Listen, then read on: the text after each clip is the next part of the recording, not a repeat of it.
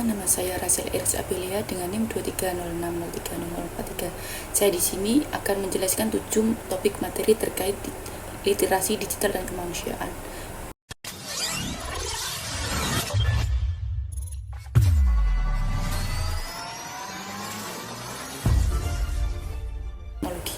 Teknologi sendiri adalah berbagai keperluan serta sarana berbentuk aneka macam peralatan atau sistem yang berfungsi untuk memberikan kenyamanan serta kemudahan bagi manusia. Teknologi berasal dari kata teknologia, berasal dari Yunani yaitu tekno, artinya keahlian, dan logia artinya pengetahuan. Pada awalnya makna teknologi terbatas pada benda-benda berwujud seperti peralatan-peralatan atau mesin. Seiring berjalannya waktu, makna teknologi mengalami perluasan. Ia tidak terbatas pada benda berwujud, melainkan juga benda tak berwujud, semisal perangkat lunak, metode pembelajaran, serta metode berbagai bisnis. Kita tahu bahwa perkembangan teknologi yang sangat pesat saat ini seakan-akan memudahkan dan memanjakan manusia dalam menjalankan aktivitas kehidupannya. Hubungan manusia dan teknologi ini bisa ditemui di setiap aktivitas yang kita lakukan. Manusia tak akan pernah lepas dari sebuah teknologi, sehingga teknologi saat ini merupakan bagian dari kebutuhan pokok yang harus wajib dirasakan dan dinikmati manfaatnya. Teknologi pada intinya adalah alat-alat ciptaan manusia yang ditemukan untuk memudahkan manusia menjalankan aktivitas kehidupannya. Tetapi pada kenyataannya saat ini teknologi tidak hanya memiliki fungsi seperti sedemikian. Teknologi sekarang menjelma menjadi bagian hidup dan gaya hidup dari manusia itu sendiri. Banyak fungsi teknologi yang bisa dimanfaatkan oleh manusia. Misalnya, kita tahu bahwa teknologi pada saat ini bisa memudahkan kita sebagai manusia dalam berkomunikasi, seolah-olah jarak antara manusia yang satu dengan manusia yang berada di belahan dunia lain itu sangat dekat. Pada zaman dahulu, saat ini tidak mungkin bisa dirasakan manusia, atau bahkan berkomunikasi dengan manusia di belahan dunia lain merupakan hal yang tidak masuk akal sebelum ditemukannya teknologi seperti saat ini. Sebagai manusia yang hidup di era modern, di sisi lain teknologi tak hanya menjadi sebuah benda yang bernilai manfaat positif saja, tetapi masih banyak hal yang juga dari sisi negatif yang perlu ditinjau kembali dan diwaspadai. Sebab benda-benda teknologi tak hanya memudahkan kita manusia, tetapi sekarang seolah-olah manusia diperbudak oleh sebuah teknologi. Jika ada teknologi baru, kita manusia cenderung akan ingin mengetahui, menggunakan, membeli produk teknologi tersebut, sehingga keinginan tahuan kita sebagai manusia yang perlu teknologi sekarang telah berubah menjadi manusia sangat butuh teknologi. Fenomena perkembangan teknologi dan manusia saat ini yaitu teknologi sebagai gaya hidup merupakan sebuah kiasan bagi manusia itu sendiri sebagai pengguna teknologi. Banyak dari manusia yang mengikuti perkembangan teknologi. Pada dasarnya mereka hanya ingin menyesuaikan kebutuhan hidupnya dari manfaat perkembangan teknologi itu sendiri.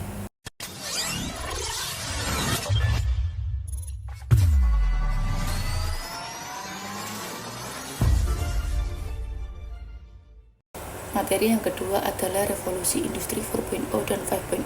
Saat ini masih banyak industri yang baru mulai beradaptasi dengan industri 4.0, di mana hal tersebut adalah hal yang menjadi fokus mereka sekarang. Revolusi industri 4.0 ditandai dengan adanya perkembangan yang pesat di dunia IT. Kuncinya ada di beberapa kata seperti otomasi, analisis big data, teknologi, AI, hingga Internet of Things. Sementara banyak yang masih beradaptasi dengan revolusi industri 4.0. Wacana mengenai revolusi industri selanjutnya yakni revolusi industri 5.0 yang sudah mulai berjalan. Sebenarnya apa sih itu industri 5.0? Industri 5.0 adalah konsep yang masih dalam tahap pengembangan dan perdebatan, tetapi secara umum mengacu pada perkembangan teknologi yang terus meningkat, otomasi dan digitalisasi dalam industri dan sektor produksi. Konsep ini bertujuan pada penggabungan antara teknologi dan manusia, serta kebutuhan untuk mengembangkan sistem yang lebih adaptif dan responsif terhadap perubahan dalam lingkungan produksi.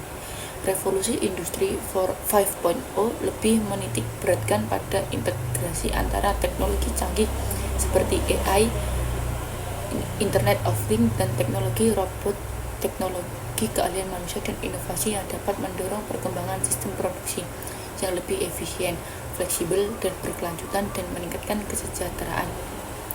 Hal ini bertujuan untuk menciptakan sistem produksi yang lebih adaptif terhadap perubahan permintaan pasar, lebih berfokus pada pengalaman pelanggan, serta pengoptimalan pemanfaatan sumber daya alam yang terbatas. Secara keseluruhan, revolusi industri 5.0 diharapkan dan memberikan banyak manfaat bagi industri, pelanggan, pekerja, dan masyarakat pada umumnya, seperti meningkatkan produktivitas, kualitas, dan keamanan produksi, serta menciptakan peluang kerja baru dan mengurangi dampak lingkungan yang negatif.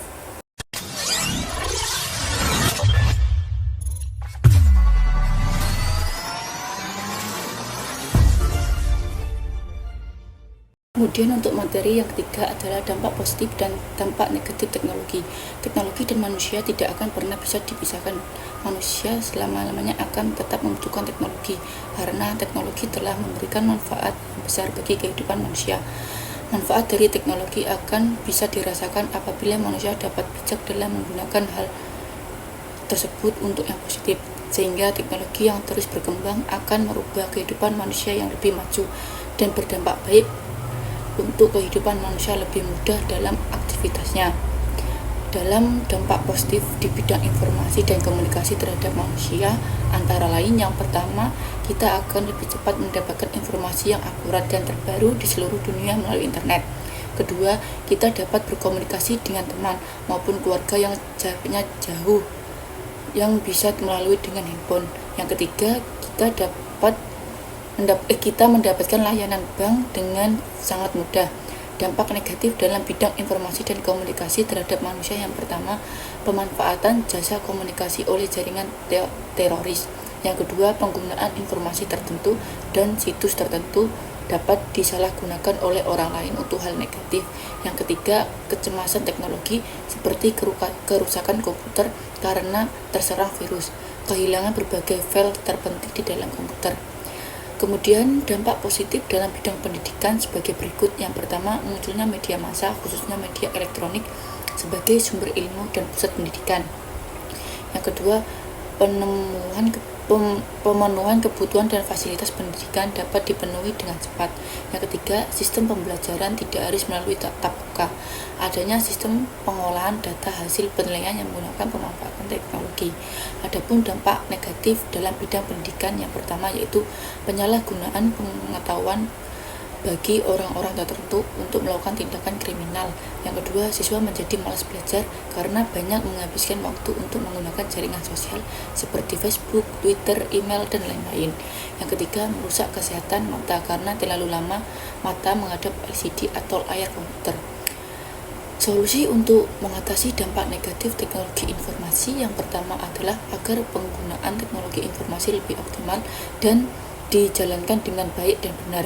Berikut ada beberapa metode pemecahan masalah agar dampak negatif dari teknologi informasi dapat tertanggulangi.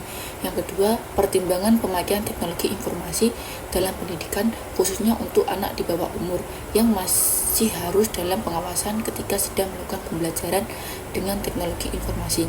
Yang ketiga, tidak menjadikan teknologi informasi sebagai media atau sarana satu-satunya dalam pembelajarannya. Misalnya, kita tidak hanya mendownload e-book, tetapi masih tetap membeli buku-buku cetak, tidak hanya berkunjung ke digital library, namun juga masih berkunjung ke perpustakaan.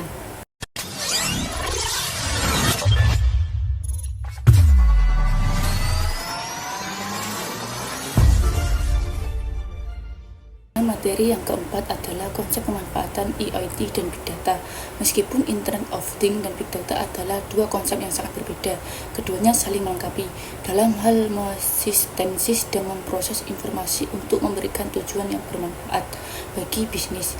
Jika IoT bertindak sebagai sumber data utama untuk Big Data, maka Big Data adalah kumpulan sejumlah besar informasi yang dikumpulkan dari berbagai sumber termasuk IoT. Internet of Things atau IoT adalah jaringan objek fisik yang memanfaatkan koneksi mesin dan sensor untuk bertukar data secara real-time dengan perangkat IoT lain yang berbasis internet. Perangkat IoT dapat merujuk pada apa saja, mulai dari pelacak kebugaran yang dapat dikenakan, perangkat rumah pintar, hingga peralatan industri di pabrik. Kemunculan internet telah memfasilitasi perkembangan IoT yang kuat selama beberapa tahun terakhir. Dengan mengumpulkan dan menganalisis data yang dikumpulkan dari objek fisik tersebut, IoT membuka banyak kemungkinan di mana teknologi tersebut dapat bermanfaat bagi individu dan bisnis. Sesuai dengan namanya, Big Data mewakili sejumlah besar informasi dan kumpulan data yang ditentukan oleh 3 karakter VS, termasuk volume, kecepatan, dan variasi. Big Data dapat berasal dari berbagai sumber seperti postingan media sosial, Internet of Things, sensor, dan lain-lain. Karena jumlah orang yang menggunakan teknologi modern semakin meningkat, penyimpanan Big Data semakin dikembangkan dari waktu ke waktu. Nilai data terletak pada keberhasilan bisnis dalam menangani proses visualisasi data, bukan data mentah itu sendiri, namun karena kompleksitas dan volume data terstruktur dan tidak terstruktur yang sangat besar, manusia tidak dapat memproses data berharga ini dengan cara biasa, menggunakan metode tradisional dan memproses dan menganalisis informasi.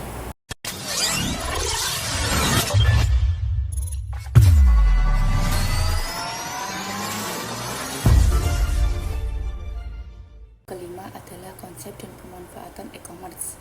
Apa itu e-commerce? E-commerce adalah semua kegiatan perdagangan yang dilakukan melalui media elektronik. Untuk televisi dan telepon tersedia, tetapi lebih banyak e-commerce terjadi melalui internet. Perkembangan teknologi, khususnya internet, mempengaruhi banyak bidang kehidupan, termasuk retail. Perdagangan telah berubah dalam hal proses jual beli dan pemasaran produk. Proses perdagangan ini umumnya dikenal sebagai electronic commerce atau singkatan e-commerce. Pengertian e-commerce menurut Loudon adalah proses penjualan dan pembelian barang secara elektronik oleh konsumen, yang merupakan transaksi business to business dengan peralatan komputer, yakni menggunakan jaringan komputer. Pemahaman tentang e-commerce ini dapat menyebabkan kesalahpahaman tentang bagaimana sistem e-commerce dan pasar. Istilah e-commerce digunakan untuk menggambarkan semua transaksi yang menggunakan media elektronik. Sedangkan marketplace sendiri merupakan salah satu model e-commerce dan berperan sebagai perantara antara penjual dan pembeli. Penjual yang berdagang di pasar hanya perlu membeli. Semua aktivitas lain seperti manajemen situs web telah diambil alih oleh sebuah platform situs seperti Shopee dan Lazada sebagai 2 contoh marketplace.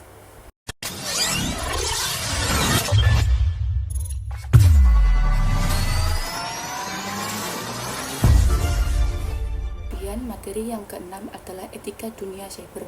Kementerian Komunikasi dan Informasi telah memberikan beberapa pedoman mengenai keamanan bersosialisasi di dunia cyber. Ada beberapa hal yang perlu kita perhatikan dan diaktualisasikan ke dalam sikap formal dan penerapan aturan dan prosedur dalam tatanan kehidupan digital.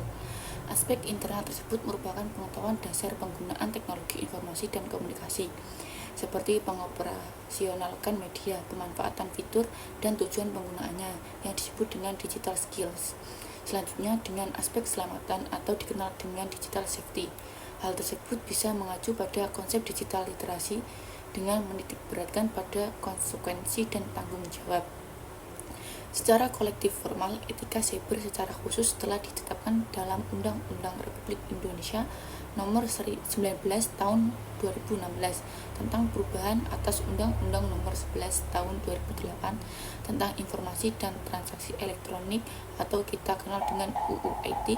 Tujuan khusus lahirnya UU IT tersebut untuk memberikan jaminan pengakuan serta penghormatan atas hak dan kebebasan orang lain dan untuk memenuhi tuntutan yang adil sesuai dengan pertimbangan keamanan dan keterlibatan umum dalam suatu masyarakat yang demokratis, dan pemerintah perlu mendukung pengembangan teknologi informasi melalui infrastruktur hukum dan pengaturannya, sehingga pemanfaatan teknologi informasi dilakukan secara aman untuk mencegah penyalahgunaannya dengan memperhatikan nilai-nilai agama dan sosial budaya masyarakat Indonesia.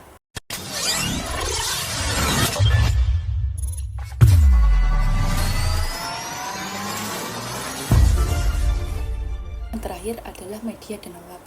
Hoax merupakan informasi, kabar, berita yang palsu atau bohong. Pada garis besar, hoax diartikan sebagai berita yang bohong. Hoax yaitu informasi yang dibuat-buat atau direkayasa untuk menutupi informasi yang sebenarnya.